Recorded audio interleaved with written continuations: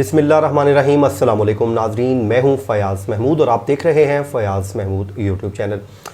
नाजरीन, सबसे पहले तो आपको मैं 2 दिन की आपके साथ रब्ता मुनक़ता रहा, तो उसके लिए मैं आपसे माज़रत ख़्वाह हूँ और कुछ मसरूफ़ियात थी जिस वजह से मैं किसी किस्म की वीडियो आपके साथ शेयर नहीं कर सका।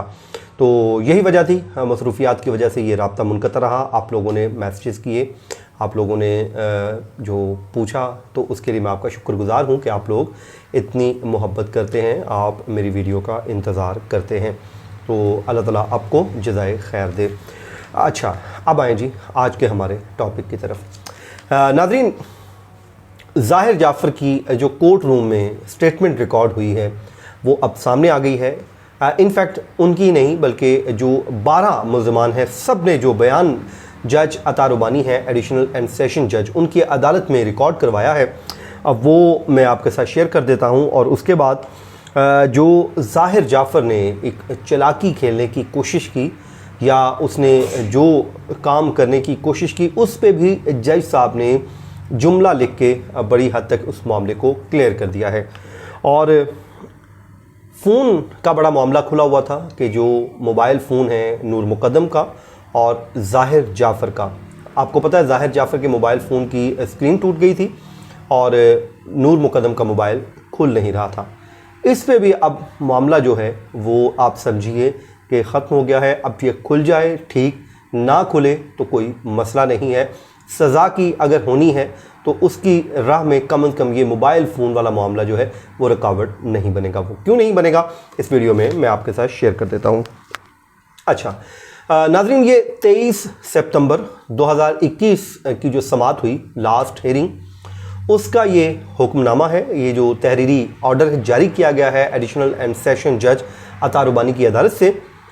सबसे पहले जी मैं इसको सीक्वेंस वाइज ही शुरू करता हूँ ताकि आपको चीज़ें जो हैं आसानी से समझ आती जाएं।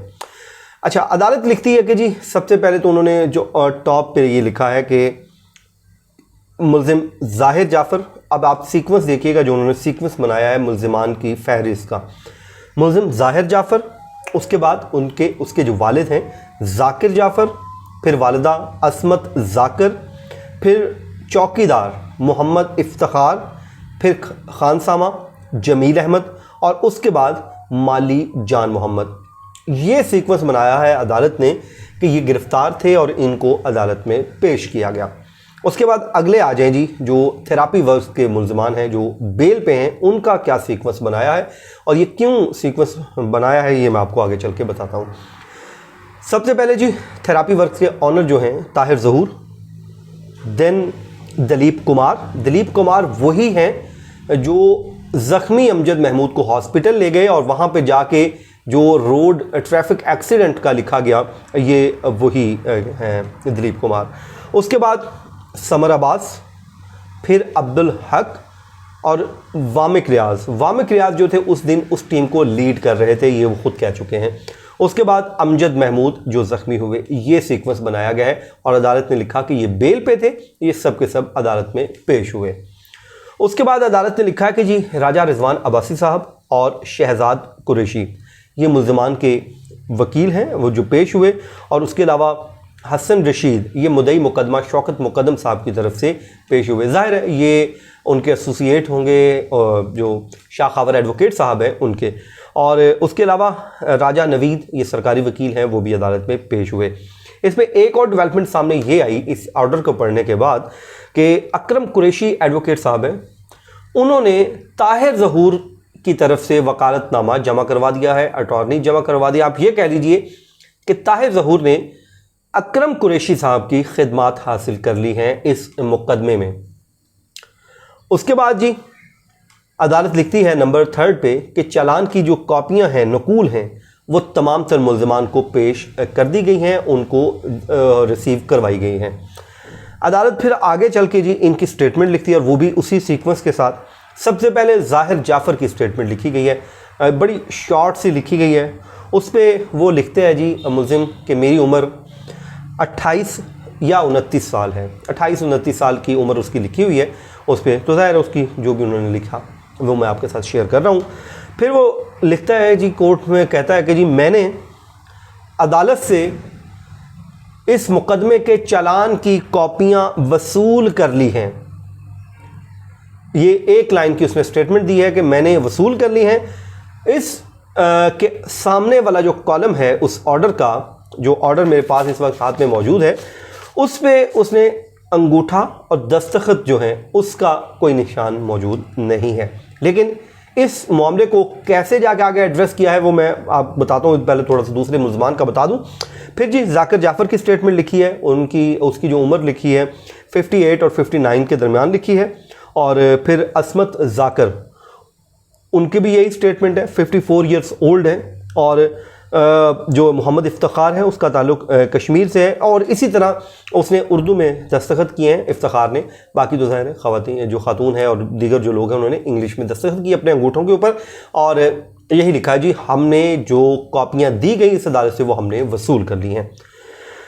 फिर अदालत अपने जब ये स्टेटमेंट्स रिकॉर्ड कर ली तो आखिर जो लास्ट पोर्शन है उस पर जाके लिखती है कि जी चालान की नकूल तमाम 12 मुल्ज़िमान को पेश कर दी गई हैं, 1 बाय 1 करके सबको पेश की गई और तमाम मुल्ज़िमान का बयान भी कलमबंद कर लिया गया है। तीसरा, अदालत ये कहती है कि अब ये जो मरहला है आइंदा, अब 6 अक्टूबर को मुल्ज़िमान पे चार्ज फ्रेम के लिए मुकर्रर किया जाता है ताकि इस केस का ट्रायल जो है उसको बाज़ाब्ता तौर पे शुरू किया जा सके। फिर अदालत ने एक क्लियर कट लिख दिया। उन्होंने कहा कि मुल्ज़िम ज़ाहिर जाफ़र को ने कोर्ट से दस्तावेज़ात वसूल की, अलबत्ता उसने ऑर्डर शीट पर दस्तखत करने से इनकार कर दिया। ताहम दस्तावेज़ मुल्ज़िम वसूल कर चुका है। यानी कि अब आप आए, मैं आपको समझा देता हूँ इससे क्या होगा।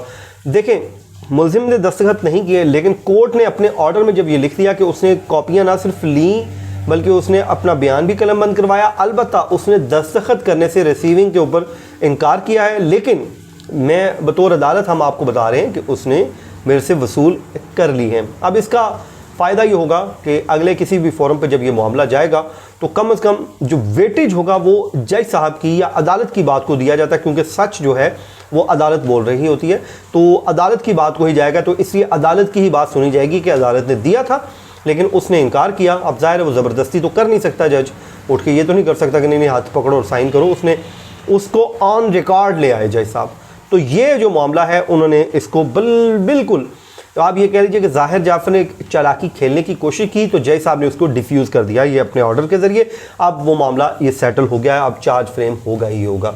उसके बाद जी अदालत ने पुलिस को भी अहकामात जारी किए हैं, पुलिस SHO को, कि आइंदा समात पे अपनी मुकम्मल एक रिपोर्ट अदालत में पेश करें जो चालान की आपकी रहती है, जिसमें फोरेंसिक लैब से रिपोर्ट आनी है वो आप पेश करें। अब नाज़रीन, मेरी इस मामले पे मुख्तलिफ लोगों से बात हुई कि अगर लेट्स सपोज मोबाइल फ़ोन नहीं खुलता, उसमें जो जाकिर जाफ़र है उसकी स्क्रीन ज़ाहिर जाफ़र उसकी मोबाइल की स्क्रीन टूटी हुई है, नूर मुकदम के पासवर्ड का मालूम नहीं क्योंकि आईफोन है वो खुल नहीं रहा, तो अगर नहीं खुलता तो इसका मुकदमे पे क्या असर पड़ता है? उन्होंने कहा जी इसका कोई असर नहीं पड़ेगा क्योंकि ये मुकदमा है मर्डर का 302 का, उसके लिए तमाम तर चीज़ें मालूम हैं कि किसने क्या किया और एविडेंस भी मौजूद है। उसने कहा अगर फ़ोन के ज़रिए कोई हुआ होता काम कि जी फ़लाँ काम किया फ़लाँ ने फ़लाँ को, वो नहीं, वैसे CDR ज़रूरी थी, वो मिल गई। और अब इन मोबाइल का इतना ज़रूर होगा कि ये माल मुकदमा के तौर पे पेश होंगे कि ये चीज़ें भी रिकवर हुई हैं जो उनका लिंक जोड़ देंगी कि नूर मुकदम का मोबाइल भी उसी घर से मिला और ज़ाहिर जाफ़र का भी मोबाइल वहीं पर पाया गया। इट मीन्स कि दोनों की मौजूदगी भी साबित होती है और CDR भी यही बताती है। और उन्होंने कहा कि ये जो है सफिशेंट एविडेंस है इस केस में सज़ा के लिए। लेकिन बहरहाल हतमी फ़ैसला अदालत ने ट्रायल के बाद करना है कि ट्रायल में जो एविडेंस है क्या वो इतना मजबूत है कि मुल्ज़िमान को सज़ा दिलवा सके। तो ये था नाज़रीन आज का हमारा वीलॉग, थोड़ा सा आज लेंथी हो गया तो इसके लिए मैं आपसे माज़रत ख्वाह हूँ। अपनी दुआओं में मुझे याद रखिए, मुझे दीजिए इजाज़त। अल्लाह हाफ़िज़।